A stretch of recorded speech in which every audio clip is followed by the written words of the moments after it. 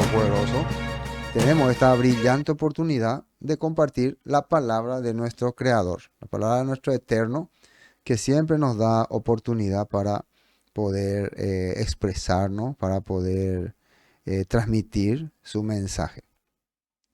El tema que hoy vamos a compartir es un tema que ya compartí varias veces. Hay varios textos que en este momento inclusive voy a tocar, voy a mencionar, que ya he hablado. Pero quise hacerlo más temático. Como ya estaba diciendo al comienzo, hay muchísimos puntos que uno puede hablar sobre el tema del matrimonio, de la boda, del casamiento, de la unión y muchas formas de entenderla y muchas formas de conceptuarlas también. Para algunos tiene un matiz muy importante, para otros básico.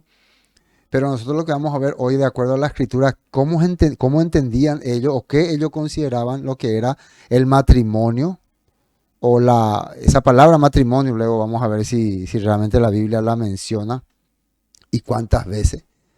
Y también lo que representa en las escrituras y para nosotros que tenemos la fe en un creador que opera en este sistema, que maneja este sistema y que nos da la promesa de un día ser parte de un reino restaurado. Y porque muchas veces este creador, nuestro creador todopoderoso, nuestro Yahweh, se presenta como esposo. Y también vamos a tratar de entender esas palabras. Estos son los conceptos que necesitamos entender. Y otro punto también vamos a ver hasta qué grado nosotros podemos acusar a las personas de no estar, ¿cómo se puede decir?, formalmente o institucionalmente, ¿cómo se puede decir?, casado, vamos a decir. El famoso está casado, no está casada, y si, qué tipo de casamiento es el que realmente la Biblia considera como oficial o legal. Eso tenemos a ver. Y así, entonces ya desde de entrar agradezco por su participación. Este tema es un tema que durante mucho tiempo muchas personas han visto como, ¿cómo se puede decir? Eh, ¿Cómo se puede decir? Tabú, no creo, ¿no? Conflictivo, en especial entre los creyentes tradicionales, porque muchas veces se ha acusado a las parejas que no estaban oficialmente unidas de acuerdo a un régimen que se establecía en su congregación o muchas veces también en el gobierno, en el Estado, ¿no? Y eso es importante que nosotros podamos hoy considerar y ver. ¿A qué la Biblia le llama matrimonio? ¿Qué significa la palabra matrimonio? Y sobre todo, si en la Biblia aparece o en la Biblia es lo que nosotros consideramos como matrimonio es lo mismo que en la Biblia consideran como matrimonio. También, ¿cuándo es que el matrimonio empezó a tener esa característica que hoy tenemos? Vamos a ver esto cuando veamos algunos textos de la Biblia. El texto que hoy quiero usar, el capítulo que hoy quiero usar como referencia es el libro de Génesis. Génesis capítulo, porque ahí arrancó todo, ¿no? Entonces de ahí tengo que empezar. Capítulo 2. Ya es la segunda vez que estamos usando Génesis. Cuando usamos la luz, creo que también tocamos Génesis 1 y ahora vamos a tocar Génesis 2. Génesis, el libro de Génesis es en el hebreo Bereshit, significa el libro del comienzo, el origen. Aquí se narra cómo el Todopoderoso, de acuerdo al relato de los hombres de fe, de los profetas, de los líderes y que se le atribuye a Moisés, consideraron que fue establecido la humanidad, el origen de la humanidad. Y sí o sí, si se va a hablar del origen de la humanidad, el origen, la creación de todas las cosas, se tiene que hablar únicamente de los dos seres más importantes de la humanidad, que son el hombre y la mujer. las características que hay en la vida de un hombre y una mujer y qué representa su unión. ¿Qué significa el que un hombre y una mujer se unan? Eso empieza hablando este texto. Vamos a leer el capítulo 2 para poder tener contexto. Dice pues, fueron acabados los cielos y la tierra y todo el ejército de ellos. 2. Génesis 2, 1. Reina Valera, ¿no? Y acabó Elohim en el día séptimo la obra que hizo y reposó el día séptimo de toda la obra que hizo. Acá ya habla del día séptimo, arranca con el día séptimo. Y bendijo Elohim el día séptimo y lo santificó. Primera palabra importante que vemos acá es santificó y bendijo, ¿no? Santificó y bendijo. Esa palabra bendijo quiere decir que ese día él lo puso como parte de su interés o ese momento y lo apartó. La palabra santificar es que lo apartó. Porque en él reposó de toda obra que había hecho en la creación. O sea, acá lo que el Todopoderoso trata de hacernos entender que él vio que todo estaba bien. O sea, ya no había nada que agregarle a su obra. Dice después, estos son los orígenes de los cielos de la tierra cuando fueron creados el día que Yahweh Elohim hizo la tierra y los cielos.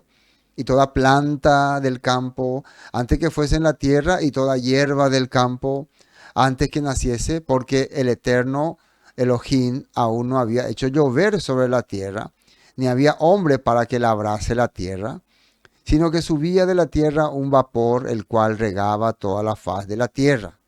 Entonces Yahweh Elohim formó al hombre. Fíjense que en el capítulo 2 dice o detalla cómo Dios le crea al hombre. Capítulo 1 hablaba ya de que creó al hombre, pero acá es como, muchos dicen que esto es otra versión de la creación.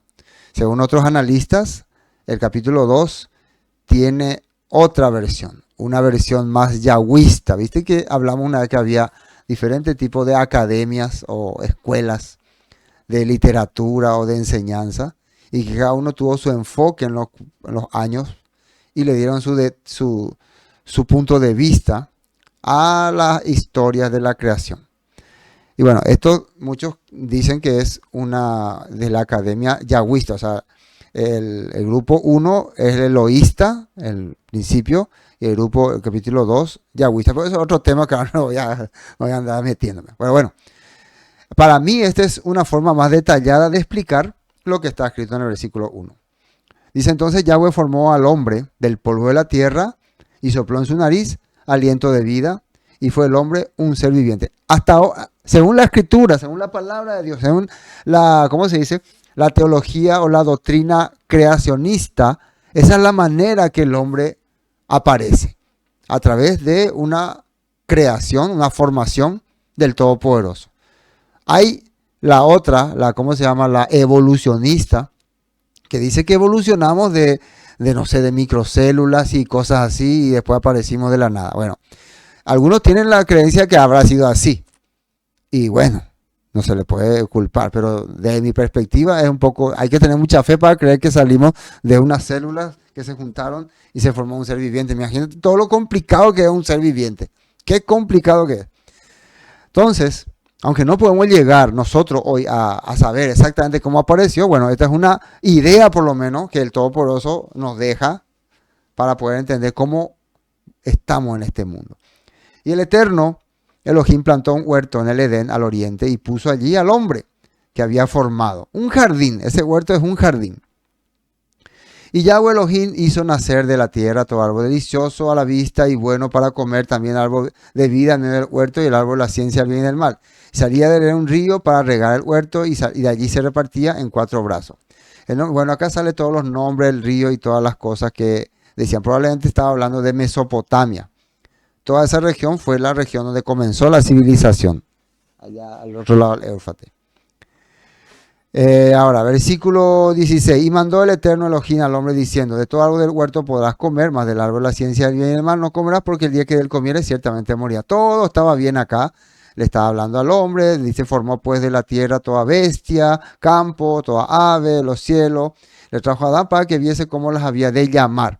Y todo lo que Adán llamó a los animales vivientes, ese fue su nombre. Entonces, ¿cómo él calificaba el nombre? A ver, este tiene esta característica y por eso le ponía tal nombre. De ahí entendemos que nombre es algo que caracteriza a alguien.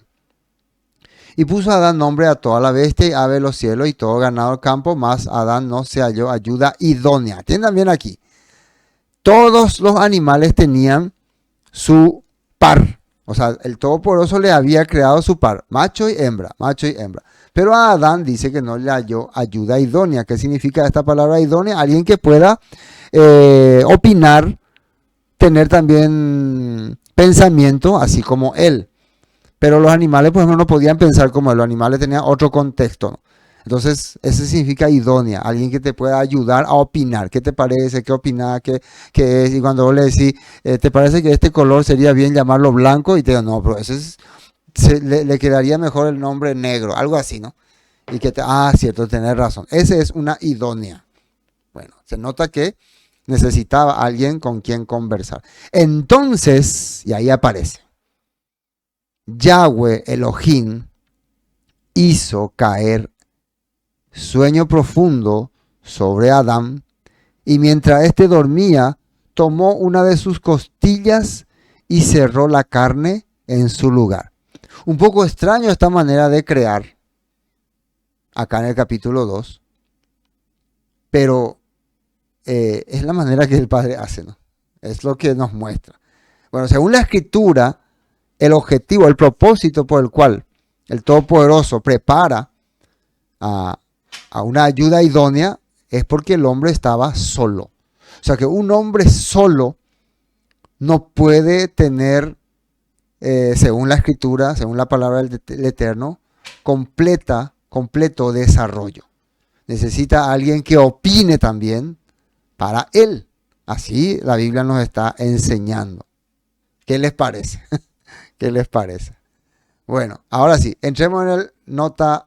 Entonces el Eterno es nota 21. Nota 21. Y dice acá, el término casarse en Levítico es unir, como en Génesis 2:24. Entonces la unión entre un hombre y una mujer es lo que ellos erróneamente definen como matrimonio. Dice este texto erróneamente porque se usa esa palabra matrimonio, pero en realidad lo que ellos querían hacer entender era que lo que nosotros llamamos matrimonio era la unión. O sea, lo que está ocurriendo ahí en Génesis 2:24 o 21, ¿no? Cuando Adán va a tener a su mujer, es una unión. El término correcto para el concepto de relación entre hombre y mujer es unión. Y esta unión se produce cuando se convierten en una sola carne, o sea, son uno en común. Tienen el mismo pensamiento, misma idea o mismo proyecto o objetivo. Cualquier otra cosa es una institución humana y relativa al idealismo del hombre. Así, cuando un hombre se une a una mujer, se hace el término una sola carne, determinado en Génesis 2:24 por Elohim. O sea, la unión de un hombre y mujer, lo que hoy en día nosotros llamaríamos matrimonio, pero la Biblia hace entender que es el resultado, o sea, el objetivo de completar a un ser, Se completa, dice. Porque un hombre solo no es una vida. Es solamente no es una vida completa, porque es una vida que tiene límite. Pero un hombre con una ayuda idónea, que es lo que acá llamamos mujer, que en realidad es varona, porque se complementa, porque tiene un objetivo, entonces ahí es una vida completa, y una vida completa puede producir otra vida. Una vida incompleta se termina ahí. Eso es lo que la Biblia nos está enseñando. Atienda muy bien lo que significa esto. O sea, podemos darnos cuenta que el objetivo de nuestro Creador es hacer una vida completa para que la vida pueda avanzar y continuar. Génesis 34:9 dice este texto: y emparentad. Acá aparece la palabra emparentad. En otras versiones dice cásense. Emparentad, o sea, casamiento con nosotros. ¿Qué era la palabra casamiento? ¿Cómo se definía? Dadnos vuestra hija y tomad vosotros la nuestra. En el hebreo, estuvimos viendo acá esta palabra, acá también en el Génesis 20, el 2:24, es la palabra gameo. Esto es en griego, ¿no? Gameo. ¿Qué significa? O sea, lo que se usa como casamiento, ¿no? La palabra casamiento en el griego es gameo y significa agarrar una joven o tomar una joven. O sea, vos ves una joven y vos venís acá, vos vas a estar conmigo. Ese era casarse, según este significado. Y el otro, que es gamisco, en griego estamos hablando, es entregar una joven. Entonces, fíjense que en este texto de Génesis 34 decía, emparentad, dice, cuando Jacob quería hacer alianza con Siquem, ¿no? Casamiento con nosotros, dadnos vuestra hija y tomad vosotros las nuestras. Acá aparece entonces la palabra gameo y gamisco. Nosotros le vamos a dar nuestra hija, que es gamisco, y ustedes van a agarrar nuestra hija, que es gameo. Eso te doy y me das, se llamaba casamiento. Era casamiento. No aparece acá ninguna regla, ni ninguna festividad, nada. Ahora, ¿y cuándo aparece la palabra matrimonio? Una palabra que casi no aparece en la Biblia. A ver, hagan una tarea. En la Biblia que usamos nosotros, Reina Valera. Vamos a basarnos en Reina Valera.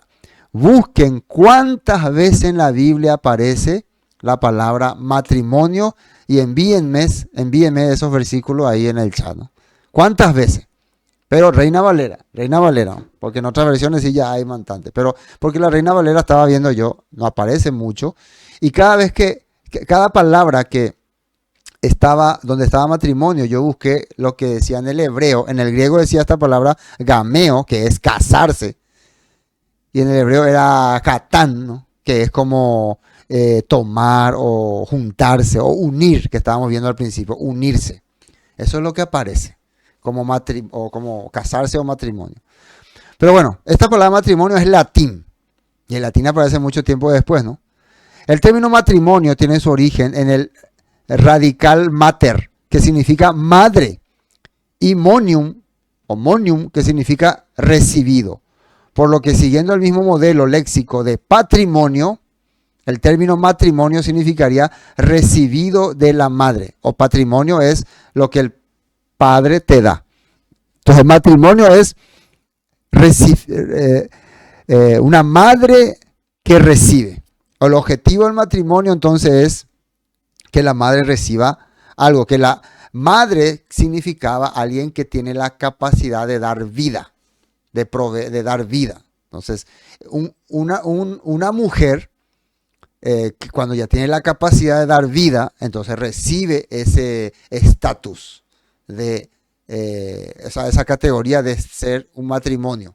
Si no hay ¿cómo les puedo explicar? Si no hay un ser, o sea, el matrimonio, si no hay un ser que tenga la capacidad de dar vida, de producir vida, entonces eso no es un matrimonio. Eso tenemos que entender muy bien. Eso de acuerdo a la perspectiva latina. En el hebreo es unión nomás. Se une un varón con una mujer y eso es una unión, lo que nosotros llamaríamos matrimonio o lo que llamaríamos casamiento. Bueno, vemos que la palabra matrimonio se deriva del término hogar. Etimológicamente, matrimonio es formar un hogar. Fíjense, un matrimonio entonces establecer un hogar, una casa. Eso es lo que significa. Entonces, en contexto, ¿cuándo es que una persona tiene un matrimonio? Cuando forma un hogar. Cuando se junta un hombre y mujer y pueden producir hijos y familia. Y ahí se llama matrimonio o ¿cómo se dice? Casamiento, estas cosas. Bueno, eso es para que podamos entender. Eso es lo que la Biblia nos está diciendo que es un matrimonio. Ahora, en hebreo, la palabra esposo. Esto es muy importante, esta definición. Esposo es katán, ¿Qué significa? Atienda muy bien lo que significa Hatán. Pariente, autoridad, compromiso legal. Pariente por medio de un compromiso matrimonial. O sea, un esposo se convierte como tu pariente. Por eso es que cuando se hace el casamiento, ¿no? A partir de ese momento el esposo no es más de la esposa, no es más un extraño, es como un pariente, es parte de la familia, es un miembro de la familia. Y también dice que es una autoridad y también alguien que se compromete de forma legal, con autoridad, autorización. Esa es la diferencia entre la palabra marido y esposo. El marido es más bien alguien que va, después vamos a ver, ¿no? a dar protección, satisfacción y felicidad a su esposa, ¿no? O lo que se llamaría mujer. Bueno, vean este texto, 1 Corintios 7:10. Para los que están unidos, casados o emparentados, fíjense, ahí sale la palabra unidos. En matrimonio dice, mando no yo, sino el Señor, que la mujer no se separe del marido. Bueno, eso es después vamos a ver completo este texto, ¿no? Pero lo que yo quiero recalcar acá, que la palabra matrimonio realmente acá es los que están unidos. Pero se utiliza esa palabra matrimonio porque ya era un contexto más latino. Los que están unidos en función de formar una familia. O sea, los que están unidos para criar hijos, para cuidarse uno a otro. A eso está hablando. No es simplemente al que está ahí macaneando, ¿no? Está unido para formar hijos. Eso se llama matrimonio. Fíjense. Romanos 7, de 1 al 4. Ahora bien, amados hermanos, ustedes que conocen la ley, ¿no saben que la ley se aplica solo mientras una persona está viva? Por ejemplo, cuando una mujer se casa, la ley la une a su marido mientras él viva. Pero si él muere, las leyes del matrimonio ya no se aplican a ella. Así que mientras su marido viva, ella cometería adulterio si se casara con otro hombre. Casara, acá significa unirse, se junta. No es que si vos tenés un marido, te vas a ir a oficialmente casarte. O sea, casarse sería, bueno, nuestra terminología, ¿no? Usar, no sé, registro civil, ceremonia, cosas así. Pero en aquel contexto de la Biblia es unirse a otra persona. Pero no es unirse para una noche de pasión nomás. Es unirse, es como vos tenés tu marido y te va a vivir con otra persona. Lo que hacía Gomer, ¿no? Gomer se iba a vivir con otra persona. Eso, entonces a eso se le llamaba adulterio. Cuando se casa de nuevo. Por tanto, mis amados hermanos, la cuestión es la siguiente. Ustedes murieron al poder de la ley cuando murieron con el Mesías. Y ahora están unidos a aquel que fue levantado de los muertos. Como resultado podemos producir cosecha de buenas acciones para Elohim.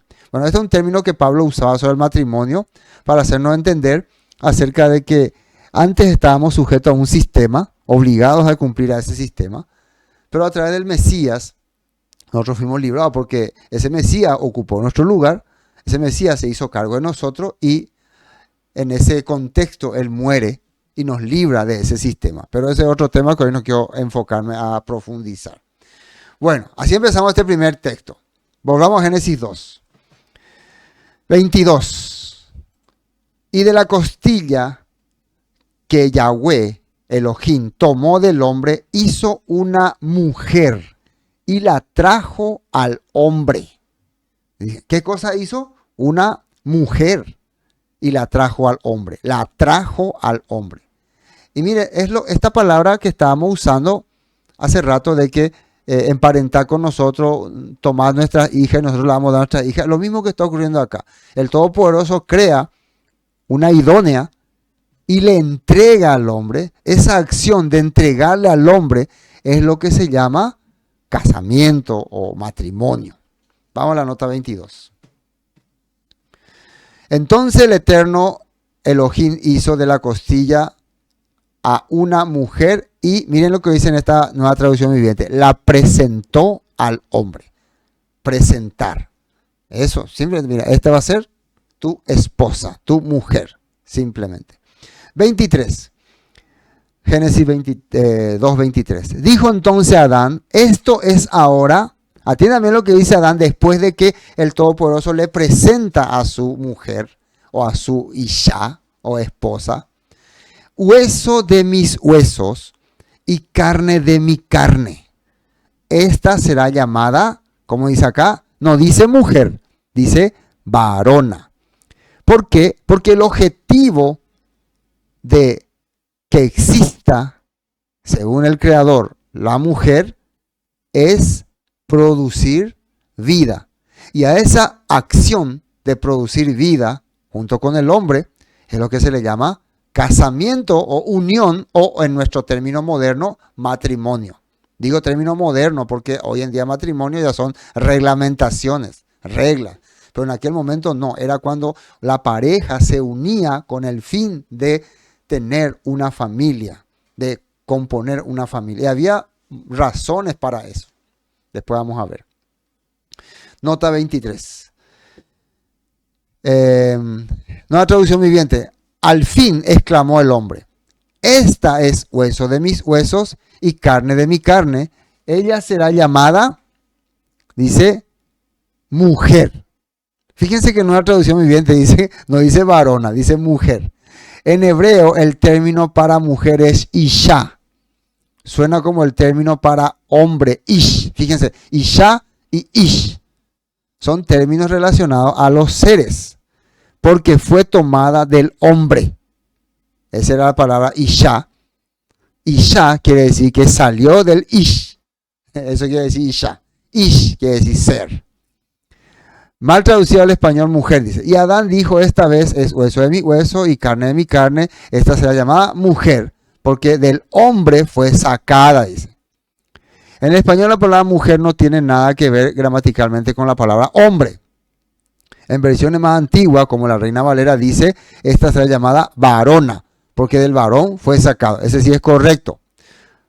La palabra hebrea para hombre es ish. Ahí está traducido la letra Aleph, Yod y Shin. Ish. Y ustedes saben, la Ale era poder, la Yod era, ¿cómo se decía? Corriente. Y la Shin era como mastica. La palabra hebrea por mujer es Isha, que es salido del Ish. Y tiene la letra Aleph, Shin y Hei, que es el que consagra o alaba. Aquí vemos por qué la mujer fue llamada Isha, ya que fue sacada del Ish. O sea, el objetivo, siempre estamos viendo de acuerdo a la escritura, ¿no? De la mujer era unirse con su marido, vivir con su marido. Oseas 2:16, en aquel tiempo dice el Eterno, me llamarás Ish, mi marido, y nunca más me llamarás Baali, mi señor. Este era un término que se usaba para una mujer que estaba sometida, o sea, como si fuera objeto, con lo que eran antes las mujeres. Las mujeres antes eran objeto, propiedad. El Todopoderoso le quiso dar otro estatus, un estatus de idónea. Ahí está, la palabra idónea significa alguien, una colaboradora, alguien fundamental para el desarrollo del hombre. Eso el Todopoderoso quiso poner en la mente del ser humano para que considere a la mujer no simplemente como objeto, pero siempre en todas las culturas la han considerado como objeto. Por eso antes le llamaba Baali, mi señor. Hombre o marido. ¿Qué significa esta palabra? Cuando una mujer dice mi hombre o mi marido, está hablando de su protector, el que le da sustento, el que le da satisfacción, el que le da refugio. Ese es hombre, ish o marido. Por eso la palabra marido es muy importante. Ahora la palabra esposo, que ya vimos hace rato, es alguien que toma un compromiso, un parentesco y una responsabilidad. Puede ser que exista un esposo, pero que no lleve el papel de marido. ¿Cómo se entiende eso? Porque es protector, toma el papel de parentesco, toma el papel de responsabilidad. Por eso a nuestro creador se le llama el esposo. ¿Mm? El esposo, porque es el que toma compromiso y toma parentesco, se familiariza con su pueblo. Eso es muy importante. También es marido. Bueno, creo que estamos captando estos primeros textos, ¿no? Para entender. Recuerden que ya adelanté que no podemos hablar de todo. Vamos a tratar de hablar las cosas más básicas para poder entender. Bueno, veamos un poco aquí. Un ratito. ¿Cómo están aquí? Bueno, entró Maximino Montiel. Shalom, José Carlos Fernández, buenas noches desde España, Dios los bendiga. Walter, habrá primera de Corintios 7:10. Sí, vamos a tocar ese tema, hermano Walter. Fidel Campuzano, Shalom, Daniela, Dios bendiga su vida, su familia y a los hermanos de fe. Saludos desde Estados Unidos. Bueno, sí, ahí hermano Walter nos puso el primera de Corintios 7:10 al 24. Que vamos a tocar. Si hay otro texto que quieran que toquemos mientras estamos hablando, escríbanlo ahí o algún otro punto. Hasta acá.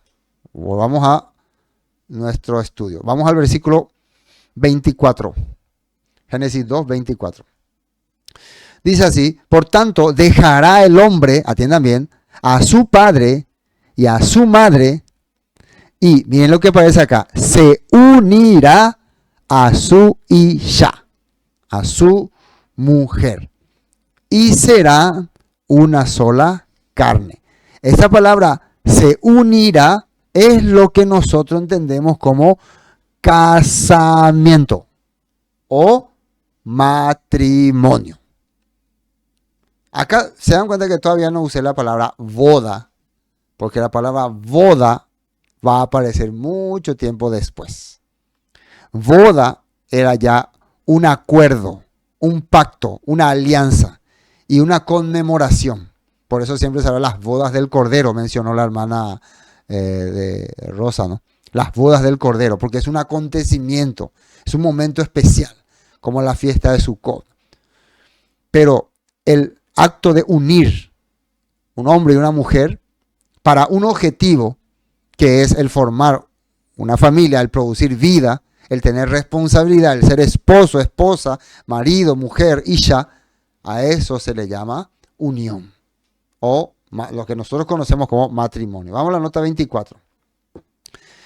Esto, Génesis 2:24, esto explica por qué el hombre deja a su padre y a su madre y se une a su isha, a su esposa.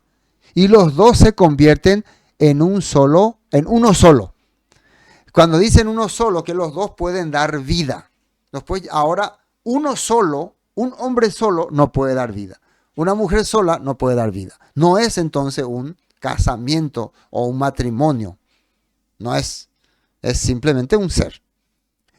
Génesis 11:29. Vamos a ver un ejemplo en la Biblia de una boda.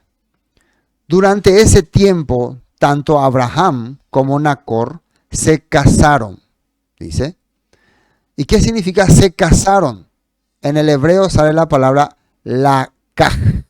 Lakaj. Quiere decir, tomaron una joven. Tomaron una joven. Eso es, se casaron. ¿Entienden muy bien qué es, en el contexto bíblico, casarse? Es unirse con una joven. Lakaj. El nombre de la esposa, Isha, mujer, de Abraham era Sarai. El nombre de la esposa de Nacor era Milca. Milca y su hermana Isca eran hijas de Harán, el hermano de Nacor. Entonces, fíjense que ya entrada la Biblia nos está hablando de cuando Abraham se casa, ¿qué hace? Se toma una joven. Esa joven que tomó fue Sarai. Otro texto, tenemos Génesis 24:67. Es el caso de Abraham cuando busca mujer o Isha para su hijo y le manda a su criado y le encarga que pueda traerle para su esposa. Y aquí sale 24. Y trajo Isaac a la tienda de su madre, Sara, y tomó a Rebeca por mujer y la amó y se consoló Isaac después de la muerte de su madre. Entonces acá, cuando se produjo el casamiento, aparece la palabra tomó a Rebeca por mujer, por Isha. Le dijo, bueno, Rebeca, ven, vamos a la habitación. A partir de ese momento, ella se convirtió en su esposa y se consoló. Génesis 24, 67. Luego Isaac la llevó a la carpa, en otra versión, otra traducción, de Sara, su madre, y Rebeca fue su esposa. Él la amó profundamente y ella fue para él un consuelo especial después de la muerte de su madre. Bueno, hasta aquí vemos estos puntos para entender qué era un casamiento o un matrimonio en la Biblia. Ahora, de acuerdo a los datos históricos, y esto voy a dar como comentario, ¿qué es el matrimonio y qué representa y con qué objetivo aparece? De acuerdo a la historia universal. 3 categorías tenemos de un matrimonio según la historia. Y el propósito, de acuerdo a la historia universal, de que exista el matrimonio es protección a la mujer. La mujer era muy vulnerable en las épocas antiguas. Una mujer cuando andaba sola no se le respetaba, no se le consideraba, se le esclavizaba, se le maltrataba. Entonces la propia sociedad, la misma sociedad entiende que si esta mujer sigue así, no va a poder vivir. Entonces hay un hombre que piensa, ¿no? Yo no puedo permitir esto, o se encariña o le sienta aprecio y toma a esa mujer y a partir de ese momento se convierte en su marido, que significa su protector. Entonces cuando él toma a esa mujer, otros hombres ven que él le tiene ahí y si otros hombres quieren tocarla, muchas veces él reacciona. Y estoy hablando de acuerdo a la historia, ¿no? La que la gente conoce como historia, para que podamos entender también desde esa perspectiva. Entonces este hombre reacciona, entonces los demás hombres ya no le quieren molestar, porque ya entienden, no, ese ya tiene, esa Isha ya tiene su protector. Entonces ese era uno de los propósitos, o sea, es el propósito por el cual aparece esta unión, por ese según la historia. Entonces es un propósito social. Una mujer se une a un hombre para su protección. La propia sociedad en la antigüedad, estoy hablando en la antigüedad, cómo se creía y cómo se veía, determinaba que que sí o sí una mujer tiene que unirse con un hombre, de lo contrario va a estar muy vulnerable. Es una cuestión de sociedad. Entonces, por eso también, esto hasta se ve en estos tiempos. Una mujer, generalmente, ¿no? Hoy en día ya como el sistema cambió, muchas mujeres son muy, muy valientes, saben trabajar, saben defenderse, saben ganar dinero, saben hacer muchas cosas, ¿no? Cambió la sociedad. Pero bueno, el objetivo en la antigüedad de que se hayan formado las mujeres, los matrimonios, hombre y mujer, es para proteger a la mujer. Ese es uno de los propósitos, ¿no? Propósito que hay, categoría, ¿no? Después tenemos una segunda categoría, es el religioso. Y atiendan bien este punto. La unión de un hombre y una mujer tienen cobertura celestial y obtiene respeto en la sociedad. Cuando un hombre tomaba a una mujer para protegerla, ¿no? Entonces, si muchas personas no querían estar de acuerdo con eso, entonces esa unión tenía que tener una cobertura espiritual y celestial. Entonces, cuando las personas sabían que estas personas no solamente se unieron por deseo físico o por situación, sino también porque un creador, un todopoderoso, les permitió, entonces, con más razón, respetaban esa unión. No sé si me están captando. Estoy tratando de explicar lo más fácil posible cómo era realmente considerado antes los matrimonios. Entonces, no. Ellos están unidos por nuestro creador o muchas veces por la fe que tuviesen. Por eso vemos nosotros en todas las denominaciones o en todas las creencias, siempre hay los matrimonios y las bodas, las uniones. Hasta en la antigüedad se decía también que los dioses también tenían sus esposas o tenían sus parejas, ¿no? Sus parejas. Entonces también se personificaba la unión de hombre y mujer como uniones de dioses o de diosas. Entonces eso daba a que se considere a la unión de hombre y mujer como algo sagrado, como una cosa sagrada. Se respetaba entonces. Entonces tenemos entonces propósito social, propósito religioso. Religioso. Y el tercer propósito o objetivo o característica es jurídico. ¿Qué significa esto? Pasando el tiempo, los matrimonios empezaron a tener ya un estatus importante en una sociedad, que eran ya parte de una jerarquía. Por ejemplo, los reyes, los príncipes. No vayan a pensar ustedes que todos los matrimonios siempre eran importantes. Antes los matrimonios importantes eran los que tenían las personas de alta sociedad. Hasta como hoy, ¿no? Cuando se casa ahí el fulano del vecino, ahí el bar entre amigos, nomás y así. Pues, no, que se case un poco la gran modelo tal o el gran artista. Todo un... ¿cómo se poco nuestra candidata esta se casó, ¿no? Y toda una fiesta que era todo exclusivo, ¿no? Cosas así. Bueno, en la antigüedad también. En la antigüedad las uniones de gente importante eran los que llamaban la atención, y a ese tipo de uniones se le empezó a llamar la boda. Ahí aparece la boda, que significa para unir a celebridad o a personas importantes. Se establecía ya invitados, políticos, y se garantizaba a través de los poderes estatales, que serían magistrados o propios reyes, propios gobernadores. Muchas veces los propios gobernadores eran los encargados de ¿cómo se dice?, de dirigir la ceremonia o de unir a los que se iban a juntar. Todo esto fue evolucionando con el tiempo, Entonces ahí un matrimonio ya tenía una característica diferente, una característica más, ¿cómo se puede decir?, especial. Ya no era simplemente la unión de dos personas, ni que se sentían especial ante un Dios, sino también ya ante su Estado, su gobierno, su sociedad, su alcaldía, lo que sea. Hoy en día nosotros tenemos eso establecido por un juez en lo civil. Jurídico: los estados y naciones le dan un carácter legal a la unión de un hombre y mujer para mejor ordenamiento de la comunidad y la familia. Eso fue apareciendo con el tiempo. Entonces, espero que me hayan podido entender estos 3 puntos, de acuerdo a la historia, lo que se considera lo que es un matrimonio. Sí, ustedes pueden decir, tal vez no expliqué todo, faltó muchas cosas, pero tenemos tan poco tiempo, todo esto lo hacemos en el resumen más rápido posible. Ustedes también pueden ampliar, pueden seguir buscando. Ahora, continuemos. Desde la perspectiva bíblica, porque esto se llama escudriñar las escrituras, teniendo todos estos contextos y este concepto de lo que es matrimonio, vemos que el Todopoderoso quiso establecer una unión de protector con su pueblo. ¿Y cuándo arranca eso? Precisamente en Éxodo 19, 4, 2. Vosotros visteis lo que hice a los egipcios.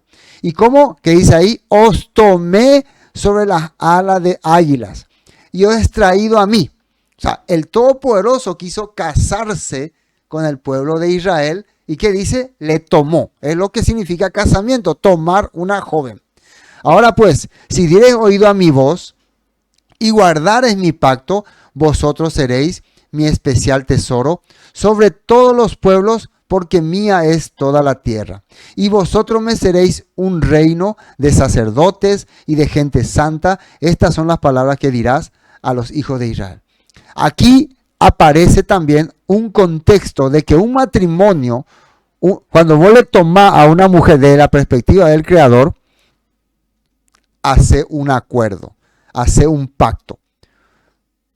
Y siempre para este pacto tiene que haber un mediador o un garante. Ese garante que el Todopoderoso usó para hacer pacto con su pueblo fue Moisés. Moisés fue el garante, la garantía. Entonces se hizo un pacto, un acuerdo. Entonces el compromiso es: vos me sos fiel, vos me servís como mujer, como mi ayuda, y yo te sustento.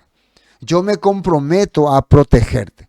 Entonces todas estas cosas hemos visto que representa un matrimonio. Un hombre que quiere proteger a la mujer. Entonces, ¿Qué es lo que esa mujer tiene que hacer al ver la protección del hombre? Entonces, servirle. Como una mujer en la antigüedad servía al hombre, entonces cuidando su casa, cuidando a los hijos, y muchas veces también era la mujer la que hacía lo que sembraba, plantaba. El hombre generalmente su trabajo era ir a cazar en la antigüedad. Entonces, protegía el ambiente, el hogar. Por eso en la boda judía se hace esta ceremonia de la mujer da 7 vueltas sobre el varón, porque significa está cuidando el hogar. El marido es el que sustenta, son los pilares de esa casa, como de esa jupá, y la mujer es la que le va dando la forma, la que va adornando. Eso la Biblia está mostrando, ¿no? Que el Todopoderoso quería hacer con su pueblo. Yo les he liberado, les he protegido, les voy a dar columna de nube y ustedes me van a servir. Le van a dar forma a esta unión, esa forma es un pueblo fiel, un pueblo servidor, un pueblo que traiga bendición, que traiga vida, que produzca. ¿Sí me están captando? Bueno, ahora vamos a la palabra kedushim, de acuerdo al hebreo. ¿Qué es un kedushim? Compromiso ante el Creador o santificación o separación. Eso es lo que se llamaba boda en el hebreo, en el judaísmo. Y miren lo que dice en Isaías 54:4. No temas, ya no vivirás avergonzada. Está hablando el Todopoderoso de su pueblo Israel. No tengas temor, no habrá más deshonra para ti. Ya no recordarás la vergüenza de tu juventud, ni la tristeza de tu viudez. Pues tu Creador será tu marido. El Señor de los ejércitos celestiales es su nombre. Él es tu Redentor, el Santo de Israel, el Elohim de toda la tierra. Entonces está dando una promesa, Isaías en el tiempo de, probablemente ya era el trito de Isaías, ¿no? Una promesa de que Él va a ser tu marido. ¿Qué significa marido? Y ahí mismo está diciendo protector, redentor, y el que te va a dar toda la esperanza para que puedas retomar tu vida. Jeremías 31:31. Esto se le da también al pueblo de Israel. He aquí vienen días, dice Yahweh, en los cuales haré nuevo pacto con la casa de Israel y con la casa de Judá, dice. Un nuevo pacto, va a restaurar un compromiso. No como el pacto que hice con sus padres. El día que, miren, que tomé su mano, que me casé, significa. Cuando yo le agarré de su mano, ven aquí conmigo, yo me casé. Para sacarlos de la tierra de Egipto, porque ellos invalidaron mi pacto. Y a ese pacto que se hizo, que el Todopoderoso hizo con Israel, se le llama ketubá. Ketubá. ¿Cómo se hace la ketubá? El hombre le promete a la mujer protección, le promete vida, alimento, todas las cosas, y la mujer se compromete a serle fiel, a cuidar ahí la casa, como lo que estaba diciendo. Entonces, eso era una ketubá, un pacto en la antigüedad entre hombre y mujer. Aunque yo fui un marido para ellos, dice el Eterno. Jeremías 31:32, este pacto no será como el que hice con sus antepasados cuando los tomé de la mano y los saqué de la tierra de Egipto. Ellos rompieron ese pacto a pesar de que los amé como un hombre ama a su esposa, dice el Señor. Esposa, beneficiaria de un pacto legal de protección. Eso significa la palabra esposa. ¿Se acuerdan que era esposo también? Alguien que toma una responsabilidad hacia una mujer. En la cultura hebrea, cuando un hombre tiene deseo de casarse y tiene ya en vista una muchacha, una joven, porque eso es casarse, unirse con una muchacha joven, entonces él iba y hablaba con los que tienen la autoridad sobre esa mujer, que serían sus padres o sus tíos o sus hermanos o quien sea, y dice sus intenciones y el papá saca el monto. En aquella época se compraba.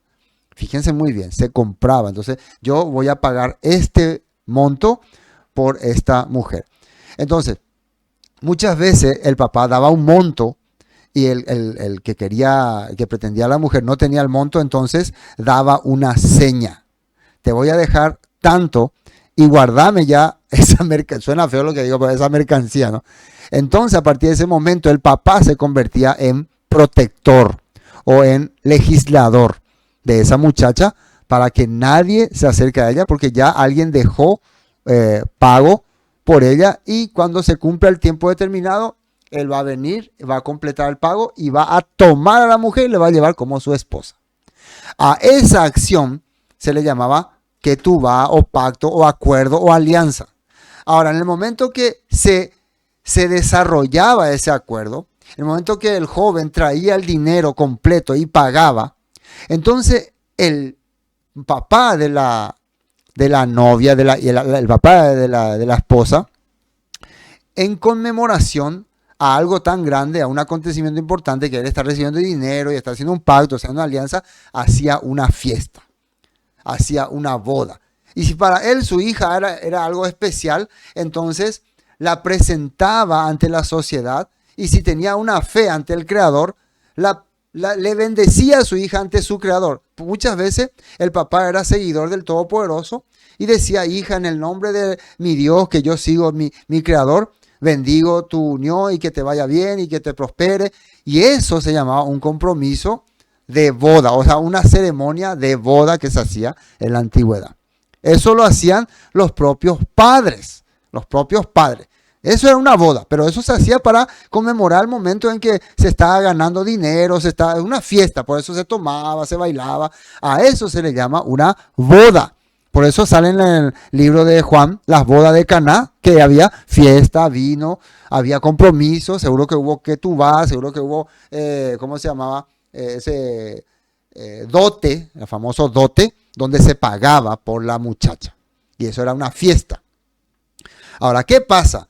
Cuando después la sociedad se fue convirtiendo en estados, ya no solamente en patriarcado, donde el papá era el jefe, sino también ya había una autoridad, un gobernador.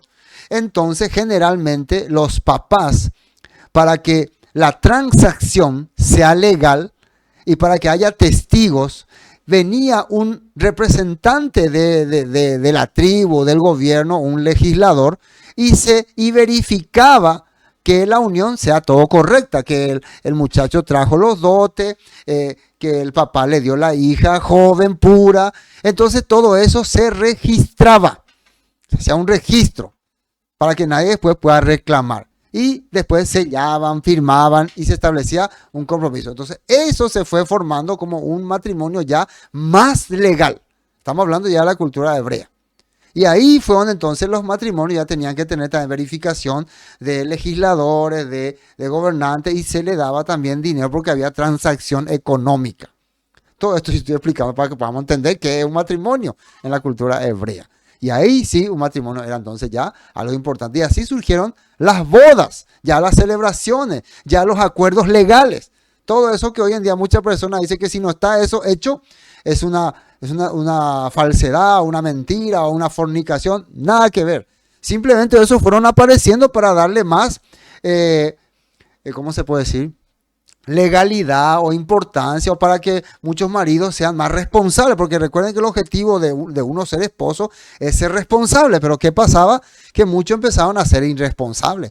Por eso cuando Moisés establece inclusive las leyes del divorcio, es porque aparecían muchos maridos irresponsables que no cuidaban a su esposa. Si el objetivo de casarte era proteger a la mujer y ellos al contrario le maltrataban, le menospreciaban, entonces mejor darle otra vez su libertad, mandarle que se libere. Bueno, no sé si estoy explicando muy bien. Si ustedes no me están entendiendo, discúlpenme, pero me emociono mucho. Veamos lo que dice la Biblia. Juan 4:16. Juan 4:16. Yeshua dijo: ve y llama a tu marido. Es el caso de la mujer samaritana, ¿se acuerdan? Ve y llama a tu marido y ven acá. Respondiendo la mujer dijo: no tengo marido. Yeshua le dijo: bien has dicho, no tengo marido, porque 5 maridos has tenido, y el que ahora tiene no es tu marido. Esto has dicho con verdad. ¿De qué está hablando acá Yeshua? Esta mujer estuvo 5 veces comprometida y ninguno de esas personas le pudo dar satisfacción, le pudo dar seguridad ni protección. Quiere decir que este era un caso de una persona que se casaba con alguien, pero después su marido la tiraba, la botaba y la dejaba. Entonces venía otro hombre, la tomaba, la tiraba, y ahora está con una persona que no tiene compromiso con ella. A eso la Biblia le llamaba una vida desdichada. Por eso la mujer samaritana era una mujer desdichada. Pero ahora ella está encontrando a alguien que le puede dar esa protección y esa satisfacción. Se trata de Yeshua. Para que podamos entender nada más. Que por más que estaban con ella, tenían el título, pero no eran como marido. Y miren lo que dice Efesios 5:21. Vamos a leer lo que el apóstol Pablo dice sobre este punto. Efesios 5:21. Someteos unos a otros en el temor de Elohim. Las casadas, que son casadas, mujeres que se han juntado con sus esposos, estén sujetas a sus propios maridos, a los que les protegen, a los que les satisfacen, a los que le dan todas las cosas, ¿no? Como al Señor. Porque el marido es cabeza de la mujer, que significa el que se encarga de las cosas. Y la mujer es de la mujer, así como el Mesías es cabeza de la iglesia. Está haciendo una comparación, la cual es su cuerpo y él es su salvador. ¿Por qué le habla de salvador? Recuerden, ¿para qué un hombre se casaba? Porque si la mujer no se casaba, quedaba expuesta a cualquier menosprecio, maltrato, como lo que le pasó a la mujer samaritana. Cada hombre la tomaba, la dejaba, la tomaba, la dejaba. Entonces por eso un hombre la agarraba para ser su protector. Yeshua también tomó a la iglesia, tomó a los redimidos, tomó a su pueblo, desde Egipto lo sacó, para que ya ningún pueblo se abuse ni se aproveche de ello. Así que como la iglesia está sujeta al Mesías, así también las casadas lo estén a sus maridos en todo. Maridos, y el marido, ¿qué función tiene? La esposa se sujeta porque sabe que su marido es su protección. Los maridos tienen que amar a sus mujeres. La palabra amar es servir, proteger. Así como el Mesías protege a la iglesia. El Mesías es el rey es la autoridad para defender de otras naciones. Y se entregó a sí mismo por ella para santificarla, habiéndola purificado en el lavamiento del agua por la palabra, a fin de presentársela a sí mismo una iglesia gloriosa, que no tuviese mancha ni arruga, ni cosa semejante, sino que fuese santa y sin mancha. Entonces, el objetivo de que una mujer tenga a su marido es que no sea abusada por la sociedad. Por eso tiene. Entonces, cuando la mujer puede tener un marido, un esposo, quien la protege, quien la da toda la seguridad, puede andar libremente, cómodamente, sin miedo, sin temor. Así también los maridos deben amar a sus mujeres como a su mismo cuerpo. El que ama a su mujer, a sí mismo se ama. Porque nadie aborreció jamás. Y fíjense el objetivo que era. Era servir, era proteger, era cuidar. Nadie aborreció jamás su propia carne, sino que la sustenta y la cuida, como también Cristo a la iglesia. Hoy en día nosotros escuchamos tanto maltrato, feminicidio y todas estas cosas. ¿Por qué? Porque la propia sociedad está empezando a corromperse. Entonces, muchos hombres ya no entienden que el objetivo de que se juntan con una mujer no es garrotearle, ni maltratarle, ni darle a patadas, ni matarle, mucho menos. Al contrario, es protegerle. Pero como no tiene esa enseñanza, esa mentalidad, no la pueden aplicar, no la pueden observar. Porque somos miembros de su cuerpo, de su carne y de su hueso. Por eso dejará el hombre a su padre y a su madre y se unirá a su mujer, y los dos serán una sola carne. Esto ya estaba escrito en Génesis. Grande es ese misterio, mas yo os digo esto respecto al Mesías y a la iglesia. Por lo demás, cada uno de vosotros ame también a su mujer como a sí mismo, y la mujer respete a su marido. Fíjense que los dos roles que hay acá, el hombre tiene que amar y la mujer tiene que respetar.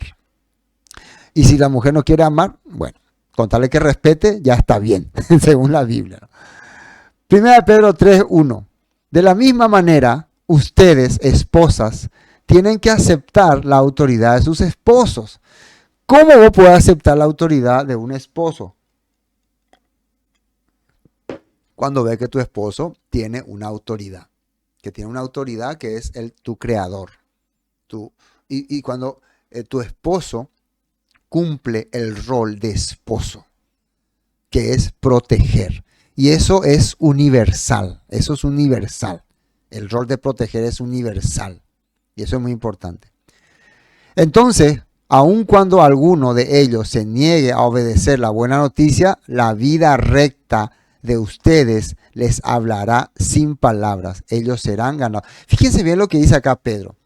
Si las esposas tienen a un marido que no escucha la palabra, que no cree en la palabra, está hablando ya a las mujeres de aquella época griega, ¿no? Dice, de la misma manera ustedes, esposas, tienen que aceptar la autoridad de su esposo, tienen que aceptar que su esposo es por algo, gracias a su esposo tienen protección. Cuando alguno de ellos se niega a obedecer la buena noticia, la vida recta de ustedes les hablará, dice. Sin palabra, ellos serán ganados. Cuando ellos vean que ustedes viven una vida correcta, una vida ejemplar, como dice la Escritura, ustedes van a ganar el corazón de sus esposos. Al observar la vida que dice pura y la conducta respetuosa de ustedes. Mujeres que tienen esposos incrédulos, ¿cómo les pueden ganar? No diciéndole, mira, vos sos un incrédulo, te vas a ir al infierno, vas a morir en la llama de Satanás. No. Sean ustedes respetuosas, sean por algo el Padre les dio a ese marido, respétenle, trátenle bien, por más que no tenga la misma fe que ustedes tienen, cuando vea que ustedes son diferentes, que se comportan correctamente, van a ganar sus corazones. Primera de Pedro 3:7 dice, de la misma manera ustedes, maridos, tienen que honrar a su esposa, cada uno viva con su esposa y trátela con entendimiento. Ella podrá ser más débil, pero participa por igual del regalo de la nueva vida que Elohim les ha dado. Trátenla como es debido para que nada estorbe las oraciones de ustedes. Entonces, si vos podés tratar con entendimiento, dice, con razonamiento, vos, marido, vas a poder orar tranquilamente al Todopoderoso. Si todo el día tenés conflicto, pelea, lío, maltrato, tus oraciones no van a ser, estamos hablando ya de los creyentes, no van a ser tranquilas, no van a ser seguras. No vaya a pensar que estando en conflicto con tu esposa va a poder orar tranquilamente. No, no se va a poder. 1 Corintios 7:1. Pablo nuevamente habla. Ahora, en cuanto a las preguntas que me hicieron en su carta, es cierto que es bueno abstenerse de tener relaciones sexuales. Esto está hablando por la cultura de los corintios, que tenían la costumbre de no hacer un matrimonio, no hacer un casamiento, no hacer una unión para familia, sino de tener relación así a la Bartola, ¿no? Entonces le estaba hablando de ese punto, de que qué va a pasar con nosotros, que nosotros estamos acostumbrados a este tipo de vida. Entonces él le habla. Sin embargo, dado que hay tanta inmoralidad sexual, cada hombre debería tener su propia esposa y cada mujer su propio marido. ¿Qué se necesita para tener esposa y marido? Hacer una unión o una relación, ¿cómo se puede decir? Firme, segura. Cuando un hombre y una mujer, cuando se convierten en esposo y esposa, cuando deciden formar una familia, vivir juntos. Ahí se convierten en marido y mujer. Bueno, vamos a aplicar un poco de esto para que se pueda entender. En nuestra sociedad, en la actualidad, existen reglamentos para que se pueda formar un matrimonio.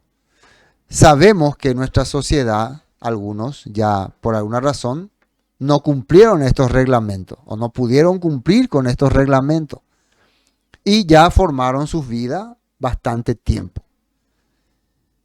Si no tuvieron la oportunidad, si no pudieron alcanzar, no sé, la forma de cumplir los reglamentos, pero viven y aplican lo que la Biblia dice que tiene que ser un matrimonio, respeto, protección, seguridad, delante de Dios, eso está consagrado. Está consagrado. Lo que el Todopoderoso le prohibía a los israelitas, a los hebreos, era unirse con mujeres rameras, con las rameras. No unirse con la esposa. La mujer que vive contigo, que la mujer con quien todos los días vos compartís, que está contigo, no es una ramera, porque está contigo nada más. Por más que no hayan cumplido algunos reglamentos, y escúcheme bien esto, algunos reglamentos establecidos por tu gobierno o tu comunidad, para el Todopoderoso, si es la mujer con que vos estás viviendo, no es ninguna ramera. Eso se tiene que entender y se tiene que aclarar. Es tu esposa o tu isha, tu mujer, con quien vos vivís, que vos sos su protector. Pero sabemos que eso no va a ser visto bueno para la sociedad. Eso no se puede evitar. Yo no le puedo decir a las personas, no, tranquilo hermano, así nomás pueden vivir libremente. No, porque nosotros estamos viviendo en una sociedad que no tiene esas características. Entonces, lo correcto sería, si ustedes tienen la posibilidad de establecer los reglamentos que dicen nuestras leyes que hay que hacerla, entonces hacerla. No para, no crean que si no lo hacen estarán condenados ni nada, sino por su propia conciencia, ¿no? Si tienen la posibilidad. Existen muchos matrimonios, por ejemplo, que me contaron a uno que ya eran casados antes y se separaron y quedaron casados así. Ya no se pudieron unir entonces por esas reglas. Entonces muchas veces eso es difícil de llegar a terminar.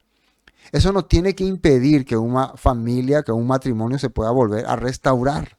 Eso es lo que para mí por lo menos, y bíblicamente veo, la Biblia me aclara en detalle. Y es que quiero también explicar ese punto. Bueno, no obstante, para los que están casados, 1 Corintios 7:10, tengo un mandato que no proviene de mí, sino del Señor. La esposa no debe dejar a su marido. Pero si lo deja, no se case de nuevo. O bien que se case, que se reconcilie con él, y el marido no debe dejar a su esposa. ¿Sabe qué está hablando Pablo acá? Si ustedes tienen un conflicto, estaba hablando en un contexto de creyentes, si tienen un conflicto de matrimonio, no vaya a ir a juntarte ya con otra persona de inmediato. No vaya está hablando de un conflicto, siempre hay un conflicto entre pareja, siempre existe. Entonces, si un tiempo tiene un conflicto, no por ese conflicto, bueno, ya te va y te casar significa ir a juntarte con otra persona ya, vivir con otra persona. No, date un tiempo, reflexiona, espera y volver otra vez a reconciliarte con tu marido, dice. Está hablando cuando el conflicto es un conflicto solucionable, ¿no? Que se puede charlar, que se puede hablar. Pero muchas personas hoy en día toman decisiones drásticas, decisiones muchas veces irresponsables, decisiones que no son, ¿cómo se puede decir? Decisiones que no son vistas muy bien por el Todopoderoso. Muchas veces son caprichos o deseos carnales. Recuerden que el Todopoderoso juzgaba el deseo carnal como los líderes que por cualquier razón querían dar carta de divorcio a sus mujeres por satisfacer sus carnalidades. Esos no se podrían llamar esposo. Un hombre que le abandona a su esposa, con quien vivió muchos años, con quien tuvo sus hijos, para ir a involucrarse con una jovencita por placeres, no se puede llamar hombre, ni esposo, ni marido. Sino, no sé, no le da el nombre, ¿no? Bueno, eso la Biblia no está queriendo explicar en este momento. No haga cualquier situación como para ya ir a involucrarte con otra persona. Pero si lo deja, que no se case de nuevo, o bien que se reconcilie con él, y el marido no debe dejar a su esposa, dice. Ahora, justamente fíjense acá que Pablo ya él está siendo como intermediario. Ahí es donde empezaba un matrimonio a tener poder, a tener más, ¿cómo se puede decir? Un mayor compromiso. Cuando los matrimonios, o sea, las parejas, dejaban su unión no solamente en su responsabilidad, sino a una autoridad. Entonces, cuando vos te vas ante un registro, que está autorizado por el gobierno, y ante ello vos te comprometes a ser fiel, a hacer estas cosas, entonces tu matrimonio tiene una base más sólida. Está hablando para que el matrimonio tenga un compromiso más serio. Debería de ser serio al tener una conciencia bien espiritual, pero lastimosamente en este mundo no es así. Por eso empezaron a aparecer, como les dije, el sistema religioso, la característica después jurídica. Antes era simplemente el compromiso de un hombre que tenía con su mujer. pero más adelante ya los compromisos fueron teniendo más jerarquía, más importancia, para que el matrimonio sea más sólido. Ahora me dirigiré al versículo 2, al resto de ustedes. Aunque no tengo un mandato directo del Señor, si un creyente está casado con una mujer que no es creyente y ella está dispuesta a seguir viviendo con él, no debe abandonarla. Fíjense, la Biblia dice que aunque vos estés casado con alguien que no sea creyente, no por eso le tenés que abandonar. No porque no tenga tu misma fe, le tenés que abandonar. Escuchen muy bien eso. Si por alguna razón ustedes se unieron, esa unión, sí o sí, si vos tenés fe, Dios permitió. Dios te permitió, el Eterno permitió tu unión. No lo vayas a abandonar a tu esposo porque no tenga tu misma fe. Lo que tiene que tener tu esposo es lo que tiene que tener un esposo. Tiene que ser protector, amoroso, cariñoso, todas estas cosas, y es suficiente. Y la fe la tener que tener. Si vos sos mujer, vos. Si vos sos hombre, vos. Y esa fe va a ir pasándosele como pasa algún perfume agradable, ¿no? Así, va a ir pasándose. Sí, ocurre eso, ¿no? 13. Y si un creyente tiene un esposo que no es creyente y él está dispuesto a seguir viviendo con ella, no debe abandonar. Lo mismo del esposo. Pues la esposa creyente da santidad a su matrimonio y el esposo creyente da santidad al suyo. De otro modo, sus hijos no serían santos, dice, pero ahora son santos. En cambio, si el esposo o la esposa que no es creyente insiste en irse, dejen que se vaya. En esos casos, el cónyuge creyente ya no está ligado al otro, porque Elohim los ha llamado a ustedes a vivir en paz. Entonces, si alguien te cree, no, mira, yo no quiero vivir contigo porque no me gusta esa creencia que vos tenés, y si no cambias, te dejo, me voy. Entonces, vos no tenés la culpa de eso. Vos le aceptás a él que no tenga, o a ella que no tenga tu fe, pero si él no te acepta y se quiere ir, entonces vos no tenés culpa, según la palabra del apóstol Pablo. ¿Acaso ustedes, esposas, no se dan cuenta que sus maridos podrían ser salvos a causa de ustedes? Y ustedes, esposos, no se dan cuenta que sus esposas podrían ser salvas a causa de ustedes.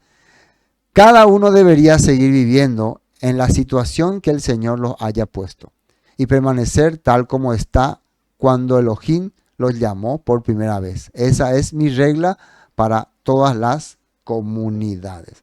Tenemos más texto y con esto vamos a ir terminando lo que dice Apocalipsis. Y creo que una hermana tocó este tema. Gocémonos y alegrémonos y démosle gloria porque han llegado, ¿qué dice ahí? Las bodas del Cordero. Bodas es un momento de celebración, un momento de acontecimiento importante. Nosotros usamos cuando alguien se une, cuando un hombre y una mujer se unen, usamos que es una boda, pero en realidad la palabra era para una conmemoración importante. Entonces por eso se usaba como las bodas del Cordero, dice.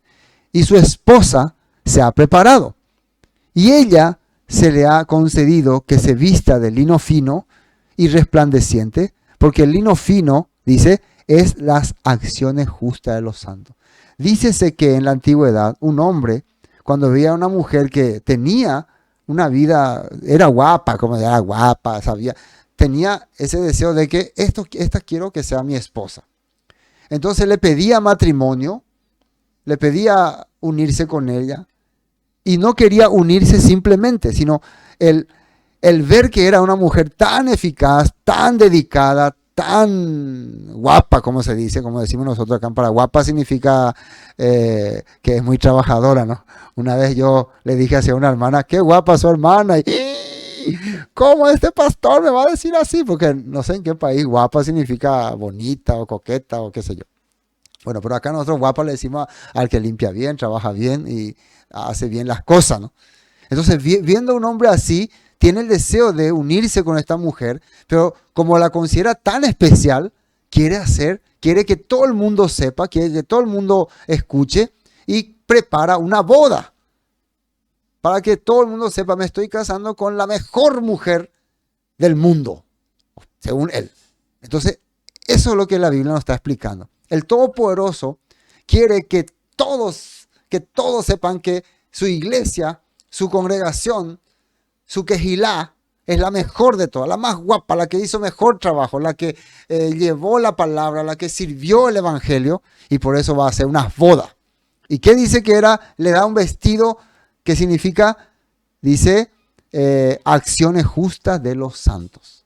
Por eso el Todopoderoso prepara una gran boda para su iglesia. Finalmente Apocalipsis 19, 6 dice, entonces volví a oír algo que parecía el grito de una inmensa multitud, o el rugido de enormes olas de mar, o el estruendo de un potente trueno, que decían, alabado sea el Eterno, pues el Señor nuestro Elohim Todopoderoso reina. Alegrémonos y llenemos de gozo y démosle honor a Él, porque el tiempo ha llegado para la boda del Cordero y su novia se ha preparado. A ella se le ha concedido vestirse de lino blanco y puro, de la más alta calidad, pues el lino de la más alta calidad representa las buenas acciones del pueblo santo de Elohim. Y en Apocalipsis 21, 1, 7, entonces viene el cielo nuevo y un cielo nuevo y una nueva tierra. Porque el primer cielo y la primera tierra habían desaparecido, y también el mar. Y vi la ciudad santa, la nueva Jerusalén, que descendía del cielo desde la presencia de Elohim, como una novia hermosamente vestida para su esposo. El Todopoderoso considera a esa Jerusalén celestial como una novia preparada. Oí una fuerte voz que salía del trono y decía, miren el hogar de Elohim, ahora está entre su pueblo, él vivirá con ellos y ellos serán su pueblo, Elohim mismo estará con ellos, él les secará toda lágrima de los ojos y no habrá más muerte, ni tristeza, ni llanto, ni dolor. Todas esas cosas ya no existirán más. Y el que estaba sentado en el trono dijo, miren, hago nueva todas las cosas. Entonces me dijo, escribe esto, porque lo que te digo es verdadero y digno de confianza. También dijo, todo ha terminado, yo soy el alfa y el omega, el principio y el fin. A todo el que tenga sed, yo le daré a beber gratuitamente los manantiales de las aguas de vida. Los que salgan vencedores heredarán todas estas bendiciones, y yo seré su Elohim, y ellos serán mis hijos.